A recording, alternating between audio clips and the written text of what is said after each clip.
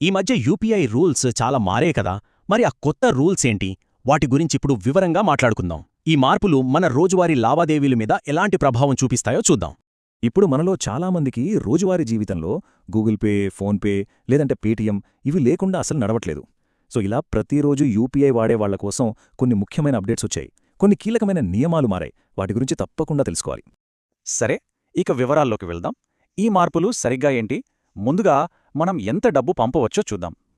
మొట్టమొదటి ఇంకా చాలా ముఖ్యమైన అప్డేట్ ట్రాన్సాక్షన్ లిమిట్స్ గురించి. కొన్ని ప్రత్యేకమైన చెల్లింపుల కోసం ఈ లిమిట్స్ని బాగా పెంచారన్నమాట. మామూలుగా మనం ఫ్రెండ్స్కి, ఫ్యామిలీకి పంపే డబ్బులకి డైలీ లిమిట్ ₹1,00,000. అందులో అయితే ఎలాంటి మార్పు లేదో అది అలాగే ఉంది. అయితే అసలు పెద్ద మార్పు ఎక్కడొచ్చిందంటే P2P అంటే పర్సన్ టు పర్సన్ మరియు P2M అంటే పర్సన్ టు మర్చెంట్ ట్రాన్సాక్షన్స్కి మధ్య.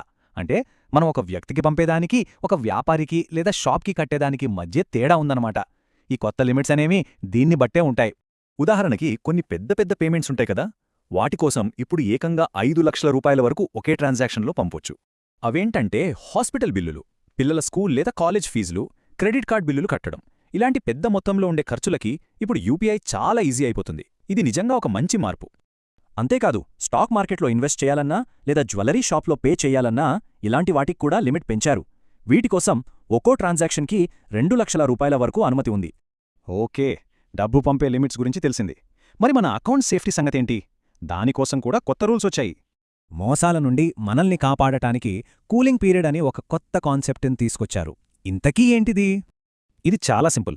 ఎవరైనా కొత్త ఫోన్లో గానీ, కొత్త సిమ్ కార్డ్తో గానీ యూపీఐ యాక్టివేట్ చేస్తే మొదటి 24 గంటల పాటు కేవలం ₹5,000 వరకు మాత్రమే పంపగలరు. దీనివల్ల సిమ్ స్వాపింగ్ లాంటి మోసాలు చేసే వాళ్లకి మన అకౌంట్ నుంచి వెంటనే డబ్బులు మొత్తం తీసేయడం కుదరదనమాట. ఆ 24 గంటలు దాటితే మళ్ళీ నార్మల్ లిమిట్స్ వచ్చేస్తాయి. ఇదొక మంచి సేఫ్టీ ఫీచర్ కదా. సెక్యూరిటీకి సంబంధించి ఇంకో విషయం, యూపీఐ ద్వారా డబ్బు పంపి దానికి బదులుగా క్యాష్ తీసుకోవడం గురించి దీనికొక స్ట్రిక్ట్ రూల్ ఉంది.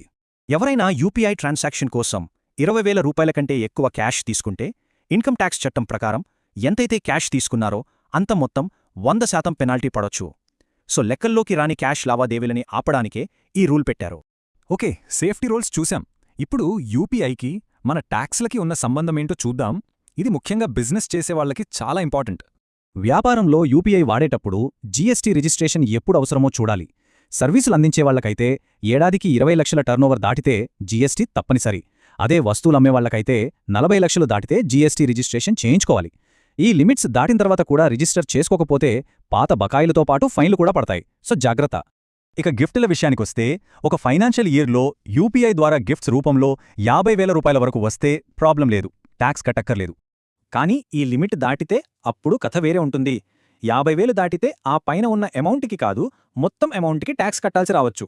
ఇది చాలామందికి తెలియని విషయం, సో గుర్తుంచుకోవాలి. మనం చేసే ట్రాన్సాక్షన్స్కి క్యాష్ బ్యాక్లు వస్తుంటాయి కదా, అదంతా కూడా మన ఆదాయమే అని ఇన్కమ్ ట్యాక్స్ డిపార్ట్మెంట్ అంటోంది. దాన్ని ఇతర వనరుల నుండి వచ్చే ఆదాయం కింద చూపిస్తారు. సో ఐటీఆర్ ఫైల్ చేసేటప్పుడు ఈ చిన్న చిన్న అమౌంట్లను కూడా లెక్కలోకి తీసుకోవాలి. సరే, చివరిగా మన రోజువారీ యూపీఐ వాడకం, దాని భవిష్యత్తు గురించి కొన్ని విషయాలు చూద్దాం.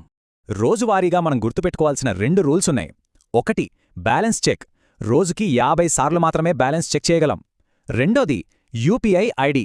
ఒక యూపీఐ ఐడిని కంటిన్యూస్గా 12 నెలలు వాడకపోతే అది ఆటోమేటిక్గా డీయాక్టివేట్ అయిపోతుంది. ఇక ఫ్యూచర్ గురించి మాట్లాడుకుంటే ప్రావిడెంట్ ఫండ్ అంటే పీఎఫ్ డబ్బులు విత్డ్రా చేసుకోవడానికి కూడా యూపీఐని లింక్ చేసే ప్రాసెస్ జరుగుతోంది. ఇది అమల్లోకొస్తే పీఎఫ్ డబ్బులు తీసుకోవడం కూడా చాలా సులభమైపోతుంది. దీన్ని బట్టి అర్థమవుతుంది, యూపీఐ అనేది కేవలం పేమెంట్స్ కోసమే కాదు, మన ఫైనాన్షియల్ లైఫ్లో ఒక ముఖ్యమైన భాగంగా మారుతోంది. సో ఈ కొత్త రూల్స్ అన్నీ చూస్తుంటే ఏమనిపిస్తోంది? మన ఫినాన్షియల్ లైఫ్ మొత్తం డిజిటల్ మయం అయిపోతోంది. అందుకే మనం ప్రతిరోజూ వాడే ఈ డిజిటల్ టూల్స్ గురించి తెలుసుకోవడం కేవలం సౌలభ్యం కోసం కాదు, మన డబ్బుని భద్రంగా ఉంచుకోవడానికి, మన ఆర్థిక ఆరోగ్యాన్ని కాపాడుకోవడానికి చాలా అవసరం.